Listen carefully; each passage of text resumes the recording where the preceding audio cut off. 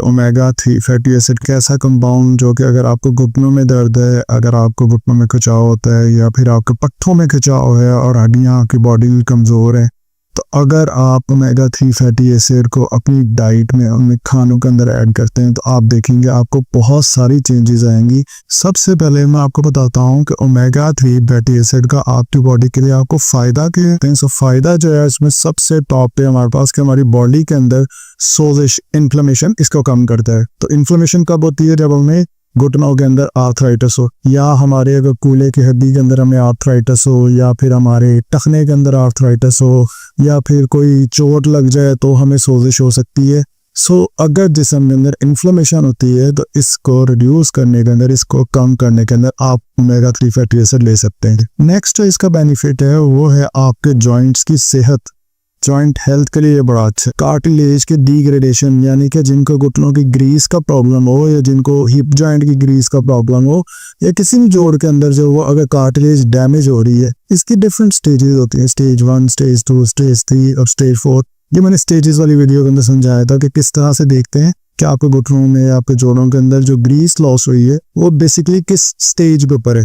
अगर आप स्टेज 1 पे और अपनी डाइट के अंदर आप ओमेगा 3 फैटी एसिड को ऐड करते हैं, तो जो आपने स्टेज 4 पे पहुंचना है ना, उसकी जो स्पीड है ये उसको स्लो कर देगा। ये ऐसे नहीं होगा कि अब अगर फर्ज करें आपकी 40 साल की उम्र है और आप स्टेज 1 या स्टेज 2 के ऊपर हैं, पता चले कि 44 की एज के अंदर, यानी 4 साल के अंदर अंदर आप स्टेज 4 पर भी पहुंच गए हैं। लेकिन अगर आप ओमेगा 3 फैटी एसिड अपनी डाइट के अंदर ऐड कर लें, तो जो चीज़ आपको 4 साल में, 5 साल में होनी है, वो आपको 60 ईयर्स में, 70 ईयर्स में होगी।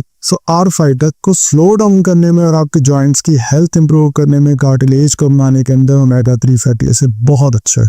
इसके अलावा जो इसका बेनिफिट है वो है अगर आपके हड्डियों के अंदर बोन डेंसिटी कम हो, अगर आप इस पिक्चर को गौर से देखें तो आपको इस पिक्चर के अंदर और इसमें क्या डिफरेंस नजर आ रहा है। अगर हम इसे गौर से देखें तो ये जो हड्डी है इसके अंदर सुराख हैं, लेकिन बहुत कम हैं और बहुत छोटे छोटे हैं।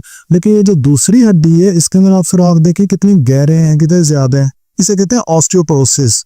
अगर आप चाहते हैं कि आपकी हड्डियों की बोन डेंसिटी जो है वो सही रहे, अपनी डाइट के अंदर ओमेगा 3 फैटी एसिड ऐड करें। ओमेगा 3 फैटी एसिड आपकी बॉडी के अंदर जो पेन के सिग्नल्स हैं, करंट की तारें होती हैं ना, जो नर्व्स होती हैं, उनके अंदर जो पेन के सिग्नल्स हैं, इनको कंट्रोल करता है, यानी कि आपकी पेन में भी कमी लेके आता है। इसके अलावा ओमेगा 3 फैटी एसिड आपके दिल के लिए बहुत अच्छा है, आपकी हार्ट की हेल्थ के लिए बहुत अच्छा है। इसमें ये होता है कि ये ट्राइग्लिसराइड, हमारी जो खून के अंदर पाई जाने वाली फैट है, जो चर्बी है, इसको कम करता है। इसको कंट्रोल करता है और आपको कोलेस्ट्रॉल का जो लेवल है इसको कंट्रोल करता है, इसको बैलेंस करता है।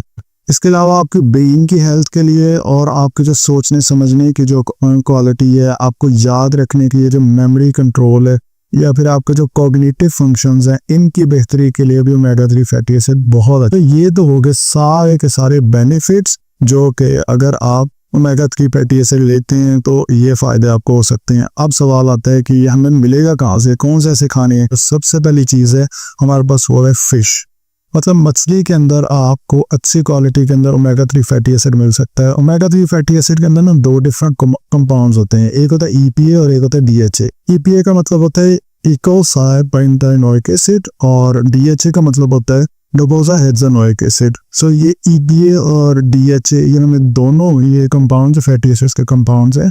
दोनों कंपाउंड हमें फैटी फिश के अंदर, हमें मछलियों के अंदर बड़ी अच्छी क्वांटिटी के अंदर मिल जाता है। आपने डाइट के अंदर फिश को ऐड करना है। इसके अलावा मार्केट के अंदर आपको डिफरेंट फिश ऑयल के सप्लीमेंट्स मिलते हैं, आप चाहे उनको खरीद लें। आपको फिश ऑयल के अंदर बहुत अच्छी क्वालिटी के अंदर ओमेगा 3 फैटी एसिड मिलता है। लेकिन यहाँ पे जो चीज़ इंपॉर्टेंट है वो ये है कि ऐसे लोग जो मछली नहीं खा सकते वो इन सप्लीमेंट्स की तरफ चले जाएं। अगर आप फिश खा रहे हैं ना, आपको ओमेगा 3 फैटी एसिड अच्छी खासी क्वालिटी और क्वांटिटी में मिल जाएगा, आपको सप्लीमेंट्स की तरफ जाने की नीड नहीं होगी। लेकिन कुछ लोग ऐसे हैं जिनको बहुत ही ज़्यादा कमी है, फिर वो अपने डॉक्टर से एक दो डिस्कस कर लेंगे, वो हमको उसके जो स्पेसिफिक सप्लीमेंट्स हैं वो लिख देंगे। विटामिन B12 भी साथ में मेंशन कर देंगे। हम मोस्टली सुनते हैं मेथिकोबाल के इंजेक्शन लगवाएं या मेथिकोबाल हम ले रहे हैं। विटामिन B12 भी है, इसका एक और नाम होता है मेडिकल के अंदर जिसमें कोबालामिन कहते हैं। ये जो होता है ना मेथिकोबाल, ये जो ये कोबालामिन विटामिन B12 भी होता है। सो कोशिश करें कि फ़िश खाएं, फ़िश से आपको विटामिन B12 भी मिलेगा, ओमेगा 3 फैटी एसिड भी मिलेगा, बहुत ज़्यादा आपको फ़ायदा होगा अगर आप फ़िश को ऐड करते हैं। अगर फ़िश नहीं खा सकते फिर आप मार्केट से फ़िश ऑयल के सप्लीमेंट्स ले लें। इसके अलावा एक और ऑयल है जिसके अंदर आपको ओमेगा 3 फैटी एसिड मिल सकता है और वो है क्रिल ऑयल। क्रिल बेसिकली जानदार है जो कि समंदर में पाया जाता है। तो इस क्रिल का जो ऑयल है ये रेडिश कलर के इस तरह का होता है।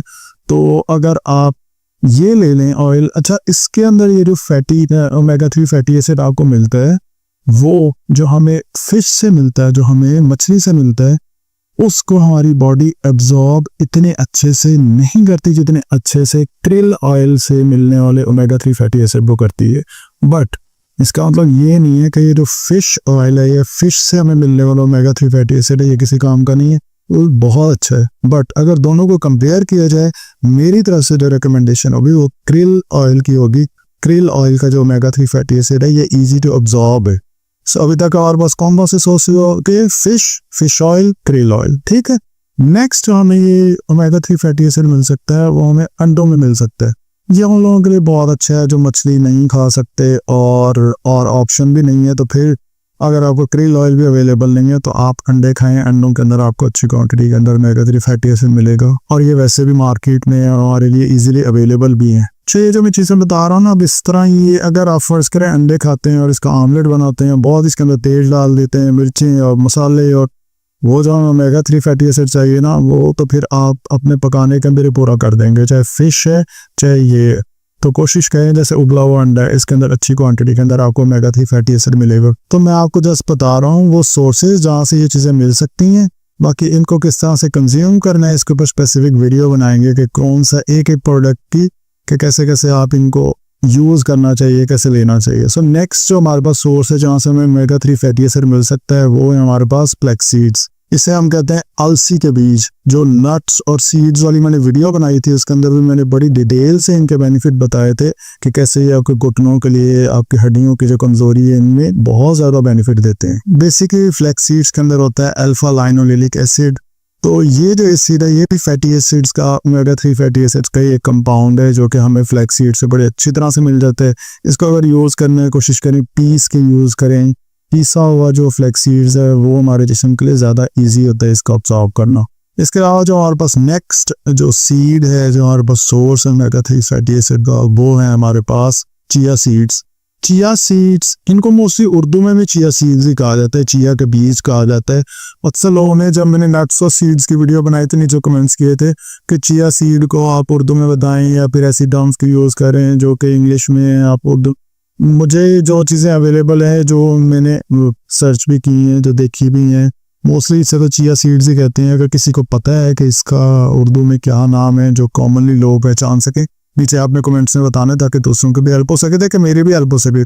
चिया सीड्स के बारे में मैं उर्दू में स्पेसिफिकली नहीं जानता कि इसको कहते क्या कहते हैं। दुकान पे भी जाके अगर आप कहें कि चिया सीड्स चाहिए, चिया के बीज चाहिए, तो आपको मिल जाते हैं। दूसरा फ्लैक्स सीड्स हैं, वो अलसी के बीज हैं, पंपकिन सीड हैं, या फिर वो पेठे कद्दू के बीज हैं। चिया सीड को तो चिया सीड ही कहते हैं। अब ये जो सीड होते हैं ये हमारी बॉडी के लिए बहुत अच्छे हैं, जॉइंट्स के लिए भी अच्छे हैं, जॉइंट की लुब्रिकेशन यानी कार्टिलेज और जो ग्रीस है इसके लिए भी बहुत अच्छे हैं। दूसरा इनकी जो सबसे अच्छी बात है ये एंटीऑक्सीडेंट है। एंटीऑक्सीडेंट ये होता है कि जब भी हमारे जिस्म को, यानी कि कोई जिस्म में बाहर से कोई जरासीम आ जाए, कोई जिस्म के अंदर प्रॉब्लम चल रही हो, तो हमारा जो कुव्वत मुदाफ़त का निज़ाम है, जो इम्यून सिस्टम है, इसको उस प्रॉब्लम के साथ लड़ना पड़ता है। बेसिकली इस लड़ाई के अंदर हमारी कुव्वत मुदाफ़त को मजबूत होना चाहिए। ये जो मजबूती है ये मोस्ट ऑफ द टाइम हमें एंटीऑक्सीडेंट्स से वो प्रोवाइड करते हैं हमारे इम्यून सिस्टम को, कुव्वत मुदाफ़त के निज़ाम को। चिया सीड एक बहुत अच्छा एंटीऑक्सीडेंट भी है। दूसरा ये ALA भी प्रोवाइड करता है जो कि फ्लैक्सीन प्रोवाइड करता है, यानी वो कंपाउंड जो आपको ओमेगा 3 फैटी एसिड के लिए बहुत ज़रूरी है, वो आप चिया सीड से भी ले सकते हैं। सो ये भी आपके घुटनों के लिए, ओवरऑल बॉडी के लिए बहुत अच्छा है। इसके अलावा ओमेगा 3 फैटी एसिड का जो बहुत अच्छा सोर्स है वो है अखरोट। अखरोट के अंदर आपको बहुत अच्छी क्वालिटी और अच्छी क्वांटिटी के अंदर ओमेगा 3 फैटी एसिड मिलते हैं, और ये भी बहुत अच्छा सोर्स है ALA का। जिस तरह फ्लैक्स सीड्स हैं या चिया सीड्स हैं, आपको अखरोट से मिल सकते हैं। कोशिश करेंगे अपने स्नैक्स के अंदर ये जो हम खा रहे थे ना, लेज, कुरकुरे और इस तरह की चीज़ें, जो भी हमें आम रूटीन में मिल रहा होता है, चने वगैरह, तो आप चने ऐड कर लें, अखरोट ऐड कर लें, इस तरह की हेल्दी जो चीज़ें हैं ना वो ऐड करें, बादाम ऐड कर लें, काजू ऐड करने। लेकिन अगर आप स्पेसिफिकली ओमेगा 3 फैटी एसिड को अपनी डाइट के अंदर लाना चाह रहे हैं तो फिर आप अखरोट का ऐड करें अपने स्नैक्स के अंदर। सो ये भी बहुत अच्छा सोर्स है जिससे आप ओमेगा 3 फैटी एसिड ले सकते हैं, ओमेगा 3 फैटी एसिड। सो अगर आपको वीडियो अच्छी लगी है आपने इसे लाइक भी करना है, लोगों से शेयर भी करना है ताकि अवेयरनेस हो सके। आपने कोशिश करनी है ओमेगा 3 फैटी एसिड्स को अपनी डाइट के अंदर ऐड करें। आप कुछ ही दिनों के अंदर देखेंगे आपको घुटनों के जो दर्दें होती हैं, आपको खिंचाव होते हैं जो पट्टों के अंदर, आपको जो ओवरऑल हेल्थ है, मेमोरी है, दिल की हेल्थ है, कोलेस्ट्रॉल के लेवल है, काफ़ी हद तक आप देखेंगे इसमें बहुत अच्छी इंप्रूवमेंट आएगी। सो अगर आपको वीडियो अच्छी लगी है नीचे कमेंट्स में बताना है, कोई क्वेश्चन है नीचे कमेंट्स करें, कोई सजेशन है तो उसके बारे में बताएं। चैनल पे नए इस चैनल को सब्सक्राइब करने। Thank you so much for watching this video.